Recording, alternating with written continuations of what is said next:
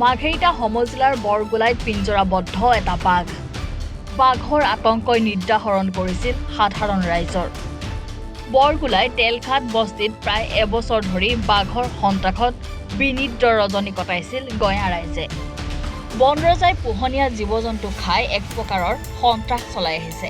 ইতিমধ্যে বাঘৰ আক্ৰমণত এগৰাকী স্কুলীয়া ছাত্ৰী গুৰুতৰভাৱে আহতও হৈছিল। দুমাহ পূৰ্বে তেলঘাট বস্তিৰ নিবাসী বিনোদ বৰাৰ কন্যা স্কুটিৰে ঘৰলৈ আহি থকা অৱস্থাত বাঘৰ আক্ৰমণৰ সন্মুখীন হৈছিল।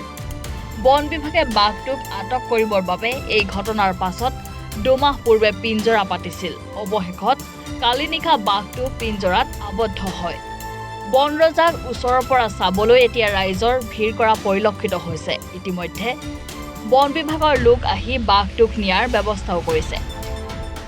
হয়, নমস্কাৰ। মোৰ নাম ভানু জাতি, বৰগোলাই তেলঘাট বস্তিৰ 6 নং ৱাৰ্ডৰ প্ৰাক্তন ৱাৰ্ড সদস্য।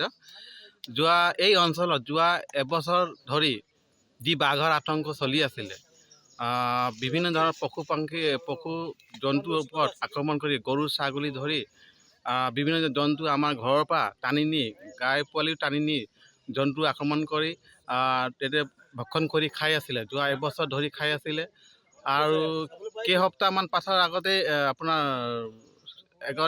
এগৰাকী ছোৱালীৰ ওপৰত আক্ৰমণ কৰাৰ পাছতে প্ৰত্যক্ষ কৰাৰ পাছত আমি ফৰেষ্ট ডিপাৰ্টমেণ্ট ইনফৰ্মেশ্যন দিয়াৰ পাছত ফৰেষ্ট ডিপাৰ্টমেণ্টে এইটো অঞ্চলত এটা আপুনি চাব পাৰে বাঘৰ এটা পিঞ্জৰা কানা আবদ্ধ কৰি থৈছিলে। আজি দুমাহ আগতে এই পিঞ্জৰাখন বনাই থোৱা আছিলে।